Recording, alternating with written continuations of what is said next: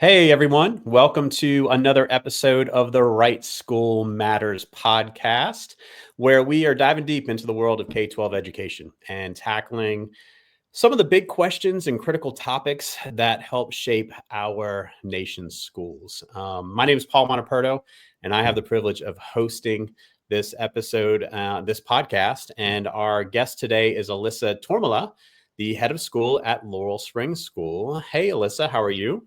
I'm great. Thank you so much for having me on the podcast. I'm so glad that you're here. Thank you so much for being here. I want to let everyone know that the podcast is sponsored by Family2Family Relocation and Real Estate, whose mission is to help families better understand options available to best educate their children when searching for homes. And so in today's episode, we again welcome Alyssa, who is the head of school at Laurel Springs School. And Laurel Springs School is an online school. And I'm going to let Alyssa talk a little bit more about what that is. But Alyssa, welcome, and tell us a little bit about you and Laurel Springs School. Awesome. Well, I'm so grateful to be here and so excited to be able to have a chat with you today. Laurel Springs School. Well, let me say a little bit about myself first. My name is Alyssa Tormala.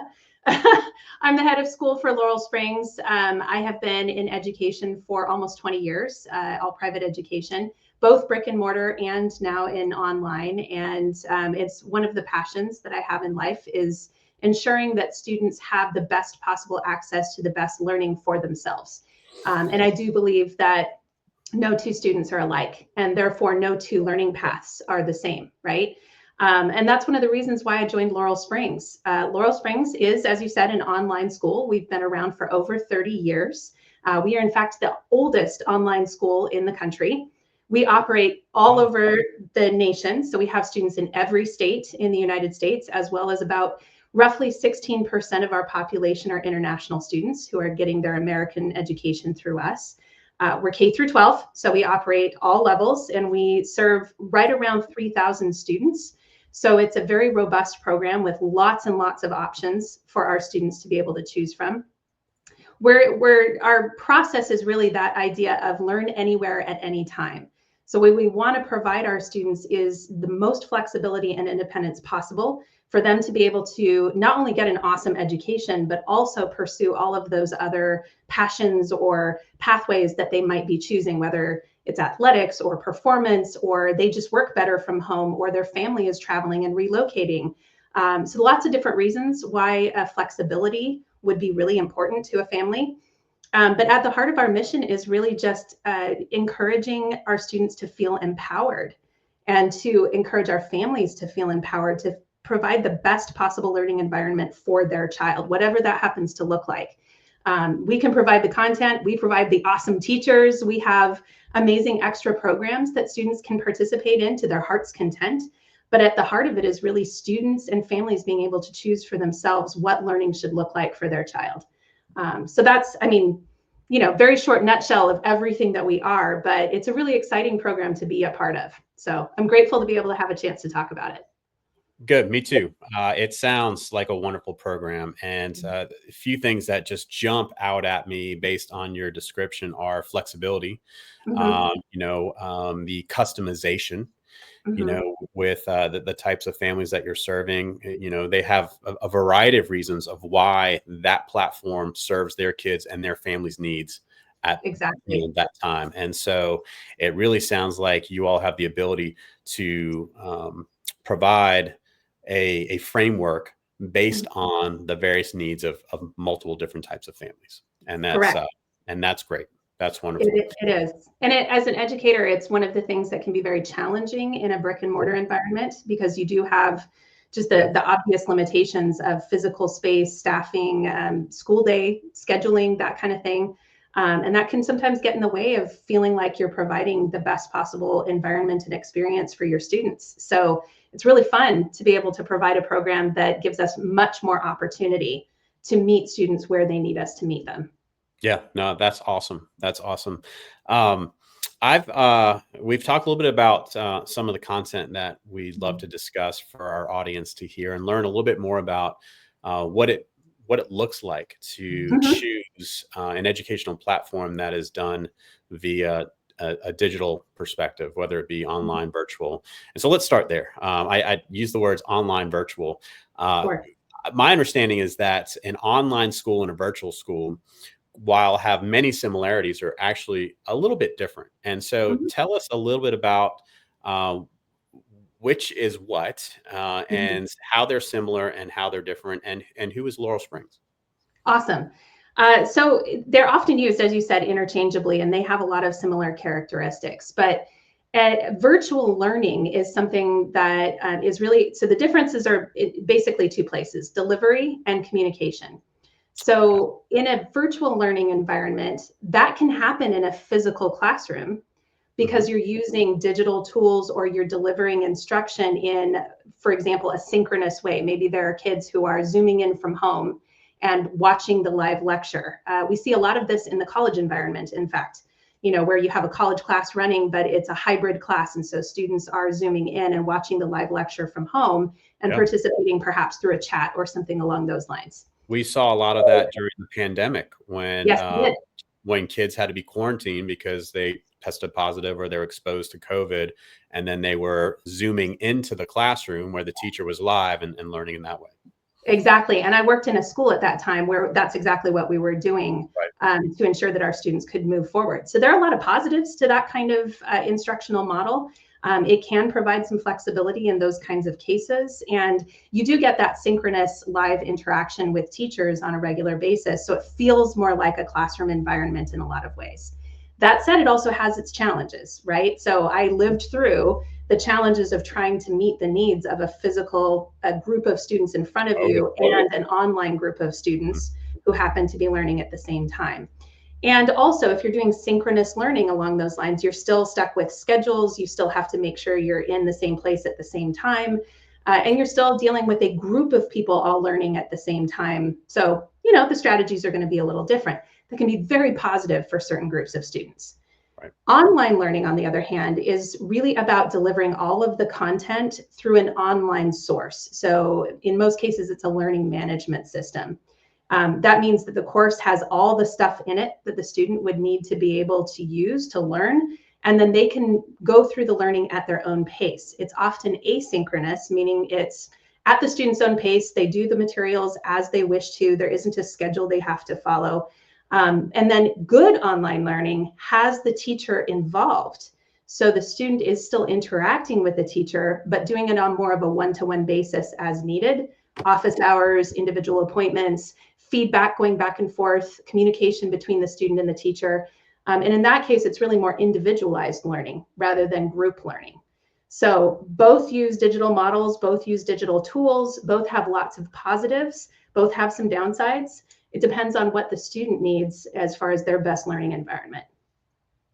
Okay, thank you. That makes it very clear as to Mhm. the difference between virtual learning and online learning. And so, Laurel Springs School is an online school Correct. Yes. where the students, and correct me if I'm wrong, the students engage in asynchronous learning based Mhm. on the courses that they've selected, and then they interact or engage with a teacher in Mhm. some capacity through office hours, video conference, phone call, all texting, emailing, all of those types of things. Correct. Yes.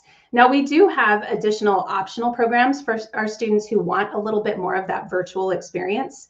So in our academy program, for example, which is available to our 6th through 12th grade students, we have a number of courses that can be done with workshop, is what we call it. And that's a live weekly class where Oh, a teacher and a group of students who are all in the same class get together and they do some deeper learning. Those kids might be all in different places in the curriculum. They may be doing different assignments at their own pace, but they come together once a week to dive deeper into a topic, to look at a current event, to perhaps answer questions about a lab experience that they're doing in their class. And it provides that collaborative learning environment that a lot of kids enjoy having as part of the experience. But it's something, again, that they can choose into. They don't have to do it as part of their learning. They can go through all their classes without doing something like that and still get a great education. gotcha. Yeah, no, that's again speaks to the flexibility and the Mhm. customization that is more readily available in a platform like that as compared to a brick and mortar Correct. design. And so, Exactly. um, real quick, just leaning into students moving through the curriculum. Let's talk about a kid moving through all the entire high school.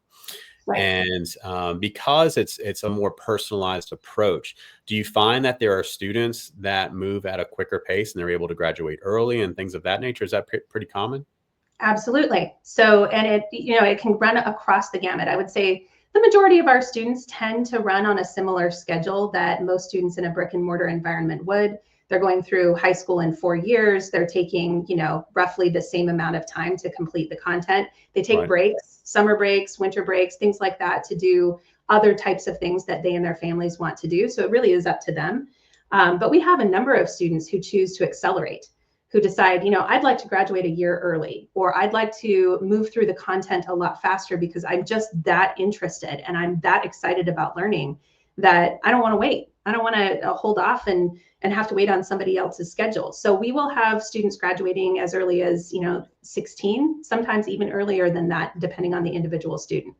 Yeah, I'm not surprised to hear that. Again, Mhm. another one of the great benefits to the customization aspect of an online school program, where kids really truly can move at their own pace. And Exactly.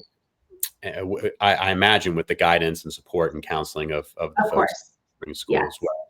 absolutely. So when students and families first engage with Laurel Springs School, Mhm. I imagine just about all of them are likely coming from either a brick and mortar school or some sort of homeschool type program. Mhm. Yeah. And so, um, tell us a little bit about the transition Mm. for a student and a family to move from an in-person learning to an online learning platform. What are some of the challenges they face, and what are some of the supports that Laurel Springs School has built in to help build a more seamless transition to online learning? I love that. And you're exactly right. With any change comes a period of transition. It definitely takes a little bit of time for a student and their family to kind of readjust to what it looks like to do learning a little bit differently.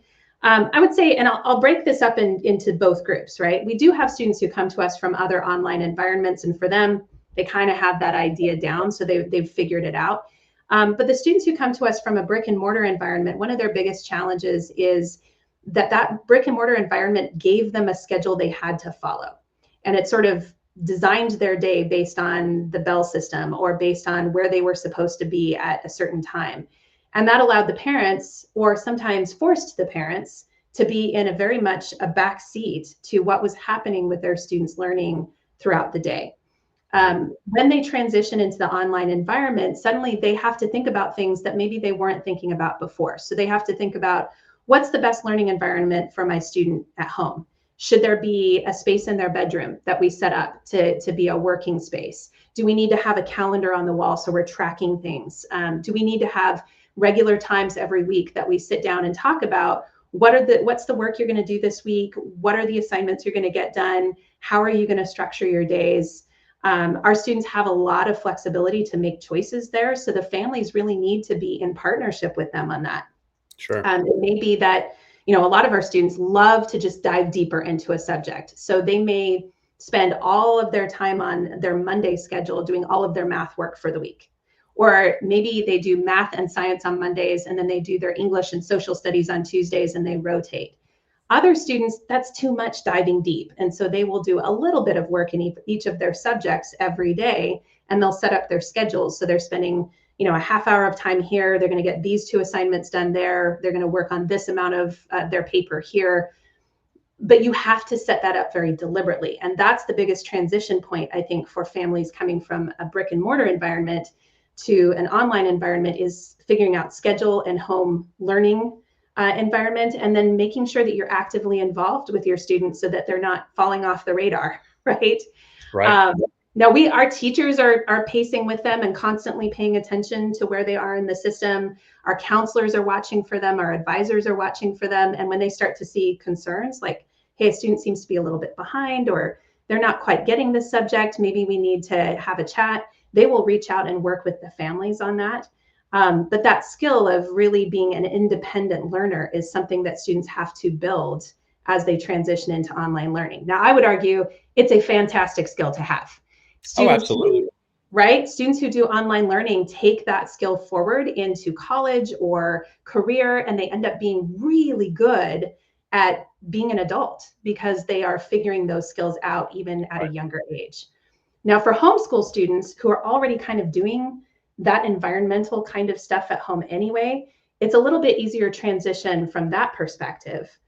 But it means that they are now doing more specific content and they're working with a teacher as opposed to perhaps their parent or another person at home. And so that transition can be a little bit different, especially because they may be coming in at different places in the curriculum depending on how they were engaging in homeschooling. So they could be at a 3rd grade level for math, but at a 5th grade level for English. And then we work with them on assessing where the students are and placing them in the right courses to be able to proceed forward. So that's a little bit different kind of transition, but similar. You have to change your sort of mindset into how online learning works. Yeah, I'm curious because of the great customization and flexibility of what Laurel Springs School offers. Do you have a large percentage or a percentage of students that are a part of Laurel Springs just part-time, taking a few courses where maybe they're enrolled in another school somewhere else, but they come to Laurel Springs for specific classes or summer classes and things of that nature? Is that a part of what you offer? Absolutely. It's one of the things that we love that we can offer because we can come alongside that student in whatever they need. So a variety of situations. We have a robust summer program. So we have a lot of students come to us for summer courses. Right? So they can maybe accelerate in math and take the next level math the following year, for example. But yeah, there are a lot of schools that for lots of reasons can't offer certain classes that a student might want. Maybe a world language that school just doesn't have the personnel for. Or they have the students ready for a higher level math class and that school just doesn't have a teacher that can offer that. As long as that school is willing to work with us and take our credits for the purposes of that student's transcript, we can absolutely provide that kind of support. And we do have a lot of students who take 1, 2, or 3 classes with us for that reason. Gotcha. And because of your accreditation, most schools will take the credits. I mean, right? Everything will transfer. A lot of schools will. Now, and I've worked for private schools in the past who've been a little more reluctant to take external courses as credits for their own diplomas unless they are really certain that content rises to the level of what they're offering in-house. So sometimes it's a bit of a negotiation between the family and the school and us providing information to ensure the school can trust what we're providing. But yes, we're accredited by 2 different organizations. We're UC approved, we're NCAA approved. Our kids go to colleges, like 500 plus colleges and universities all over the world, and we're widely recognized. Stanford, Ivy Leagues, all of those take our kids. So we definitely have the ability to offer really high level curriculum that can be trusted. Yeah, no, thank you for sharing that. I know that when I was speaking with Manny, he made sure to point out a lot of the those aspects because you just don't know. And the reality is that Laurel Springs is doing it. What I was about to say is you can do online schooling really well, where kids aren't missing anything. If nothing else, they're actually gaining opportunities. To your point about the leveraging the platform, the independent thinking, offering them opportunities to become more responsible and independent, and how that translates to learning at the next level and the opportunities at the next level too. Exactly. I will add to that just as a piece of fun information. At the previous school I was at before I came to Laurel Springs, we were engaged in a research project to look at what does college preparatory education really mean in today's world? What does that look like? So we did a lot of research looking at various colleges and talking to a lot of college professors and college administrators about what makes a student successful when they enter the college environment. What are the things that you look for or that you see as a trend in the students coming in, and how can we then use that information to help boost our own programs? And one of the really interesting things that came out of those conversations was many of the adults said the key thing is whether or not a student goes to office hours. If they go to office hours with their professors, they're far more likely to succeed in college across the board. that was a bit of a revelation to me at the time, to be honest. But now that I see it in action with our kids coming to office hours and engaging with our teachers in that way in the online space, I can really see how beneficial that is in the college space. And our students get that opportunity to practice those skills all the way up. So it's kind of huge, actually, when you think about it from a larger perspective. And so I'm curious, what do you attribute that to? Why going to office hours offers greater opportunity of success? Excellent. So in both in our program and in the colleges we spoke with, the key thing there was that the student was advocating for themselves. The student was taking ownership of their own learning and being responsible for saying, hey, I don't understand something, I'm going to go get help.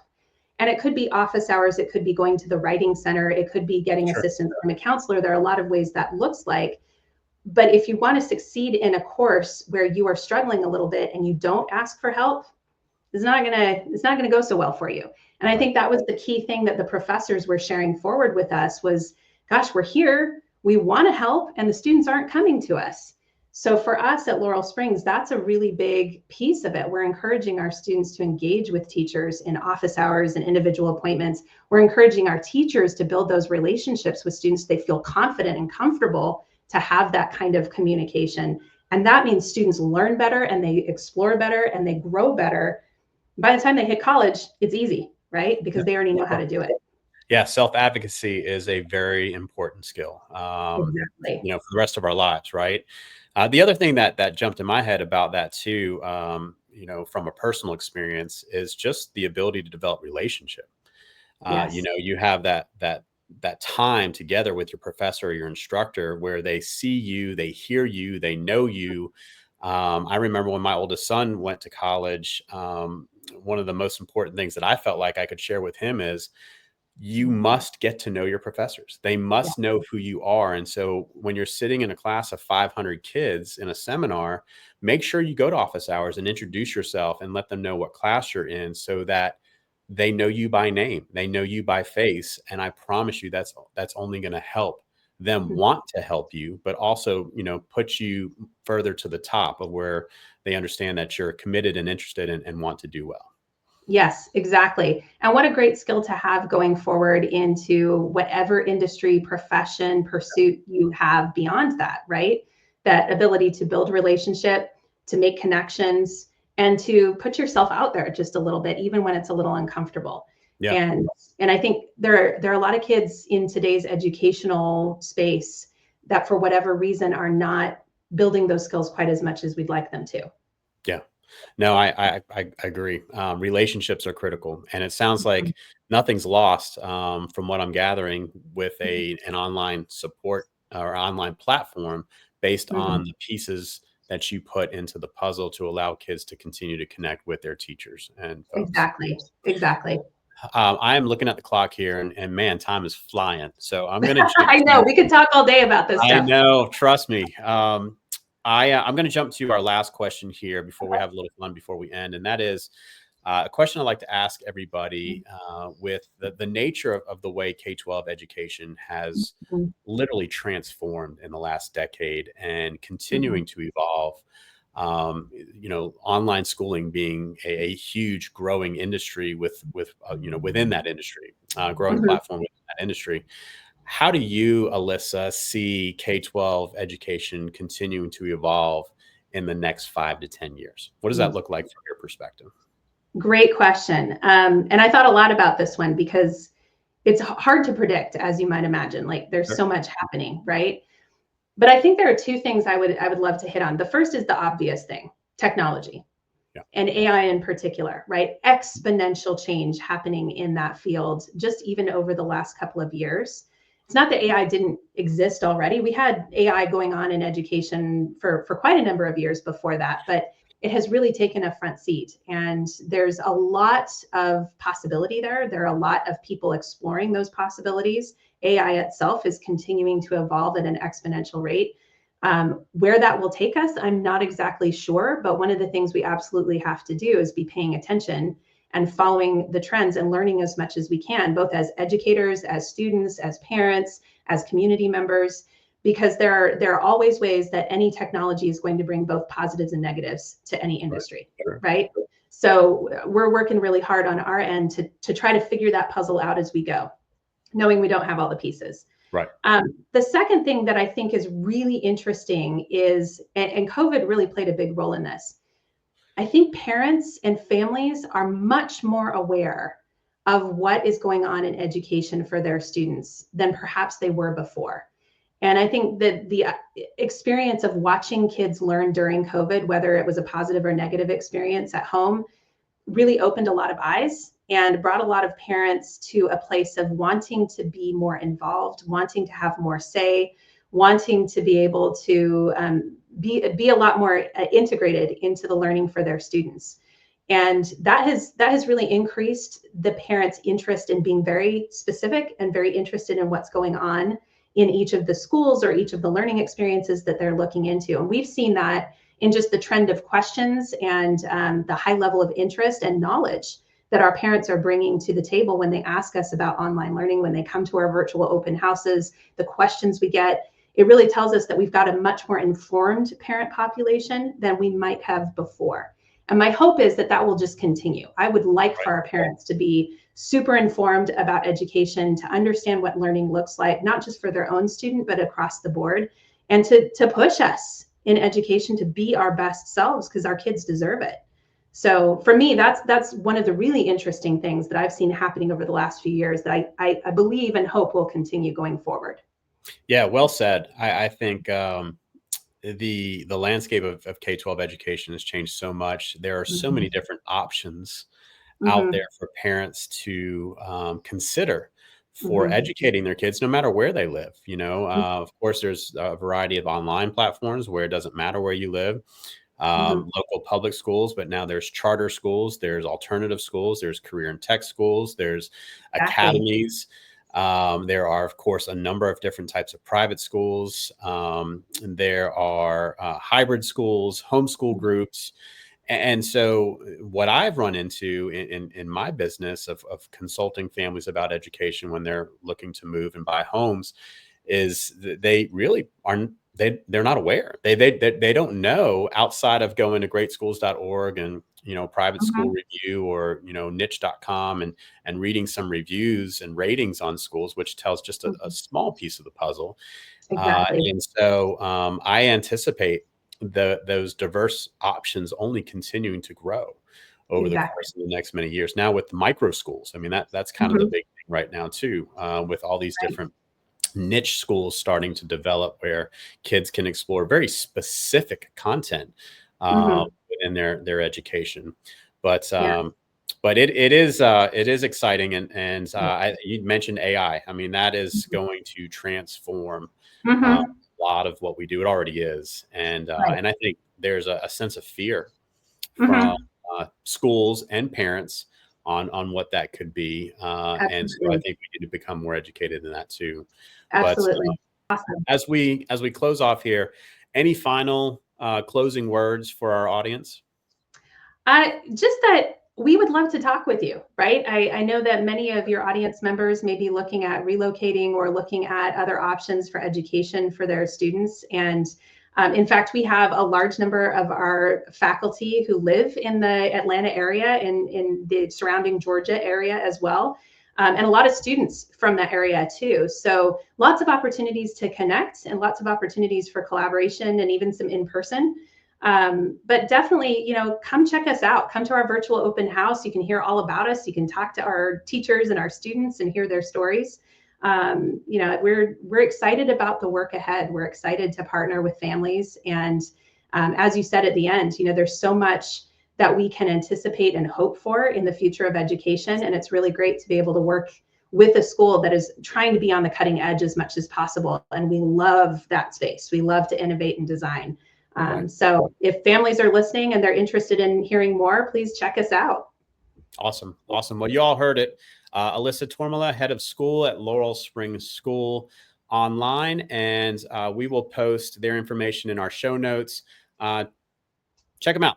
If online schooling is something you think that would serve your kids or your family well, they're definitely worth the look. So Alyssa, thank you for being with us today. Thank you. Again, this is the Right School Matters podcast. where our mission is to educate parents and families about the multitude of educational options out there for you and your children today. And we thank you for watching. Have a wonderful day, and God bless. Thank you.